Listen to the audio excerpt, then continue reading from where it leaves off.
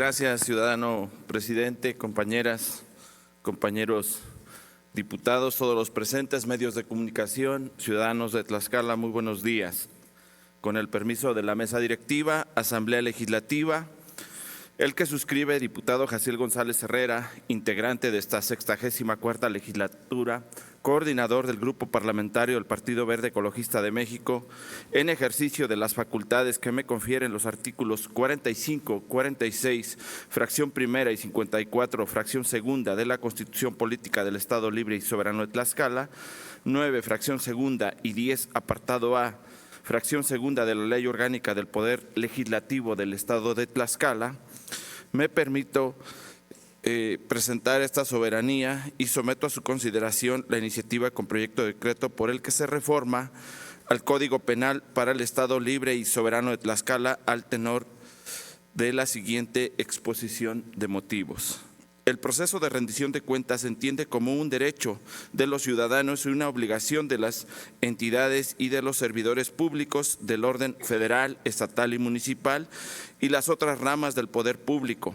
de informar y dar respuesta clara, concreta y eficaz a los intereses y peticiones de la ciudadanía y organizaciones sobre la gestión realizada con los recursos públicos. Es por esto que la rendición de cuentas presupone, pero también fortalece la transparencia del sector público, el concepto de responsabilidad de los gobernantes y servidores públicos, así como el acceso a la información como requisitos básicos. Adicionalmente, la rendición de cuentas es una expresión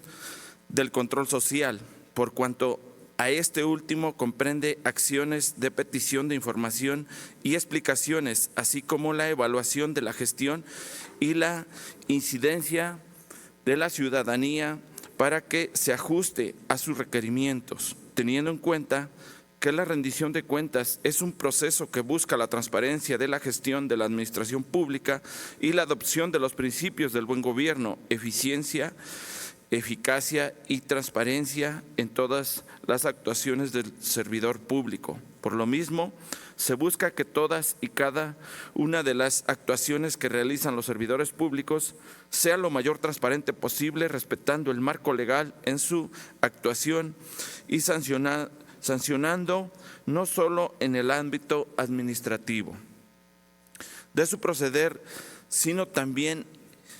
imponiéndole sanciones que inhiban y que se desvíe de su actuar objetivo como servidor público y sobre todo a los servidores públicos que manejan recursos públicos y tienen la obligación de informar de manera oportuna cuál fue su destino. No olvidemos que el peligro es mayor cuando su subjetividad de quien toma decisiones en el ámbito administrativo constituye la objetividad esencial de la función pública. Así,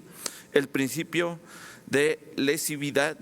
en el bien jurídico debería imponerse como garantía en lo penal frente a la posible arbitrariedad administrativa sancionatoria. En ese sentido, junto al derecho de las infracciones administrativas se encuentra el derecho penal en sentido estricto, el cual une a la sanción un reproche ético-social y a la vez ofrece la posibilidad de someter al autor a una pena privativa de libertad, precisamente por el reproche ético-social o por la posibilidad de la privación de libertad. Se ve el derecho penal como un derecho sancionatorio más intenso en comparación con el derecho de las infracciones administrativas y al ser más intenso da pauta que el servidor público no quiera verse involucrado en ese tipo de conductas que puedan afectar su libertad. Ahora bien, la reforma que se pretende realizar es para los denominados delitos de riesgo, también llamados de peligro, que son tipos penales en los que el Estado reacciona imponiendo el castigo penal no ante la causación de un resultado material de daño o lesión, sino ante el peligro de que ese daño material o lesión aparezca, a lo que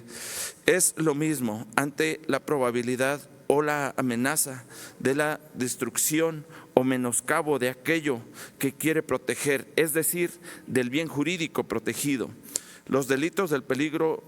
configuran un adelantamiento de la instancia penal o momentos previos a que se consume una lesión, en aquellos ámbitos en los que la experiencia ha posibilitado a una tipificación suficiente de conductas o acciones riesgosas para el cuidado de los bienes jurídicos fundamentales. Como es de notarse, resulta absolutamente relevante conocer el origen y destino de la captación de los recursos públicos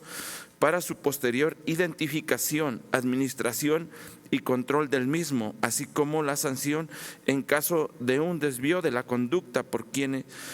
tiene la obligación de cuidar los citados recursos de manera objetiva y transparente ante la sociedad.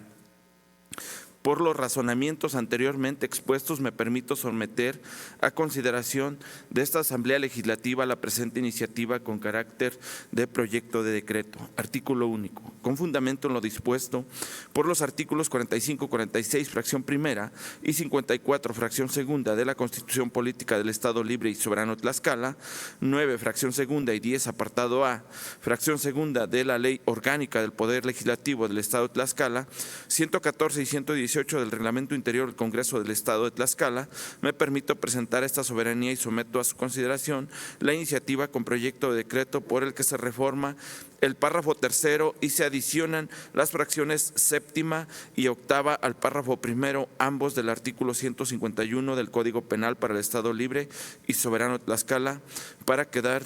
como sigue. Artículo 151, párrafo primero, queda igual. De la fracción primera a la sexta quedan igual. Fracción séptima. Teniendo la obligación de presentar la cuenta pública ante la autoridad fiscalizadora, omitiera hacerlo sin causa justificada en lapso de dos trimestres consecutivos. Fracción octava. Teniendo la obligación de presentar la cuenta pública, simule hacerlo o haga entrega de información falsa ante la autoridad fiscalizadora para entorpecer y obstaculizar la actividad fiscalizadora. Párrafo segundo queda igual. A la o el infractor de las infracciones de las fracciones tercera, cuarta, quinta, sexta, séptima y octava se le impondrán de 2 a 7 años de prisión y de 60 a 300 veces del valor de la UMA de multa. Transitorios. Artículo primero. El presente decreto entrará en vigor al día siguiente de su publicación, periódico oficial del Gobierno del Estado de Tlaxcala. Artículo segundo. Se derogan todas aquellas disposiciones que se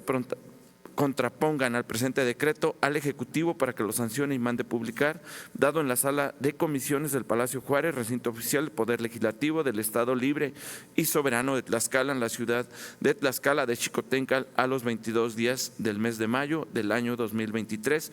Atentamente, diputado Jaciel González Herrera, coordinador del Grupo Parlamentario Partido Verde Ecologista de México del Congreso del Estado. Es cuanto, diputado presidente. Gracias, diputado.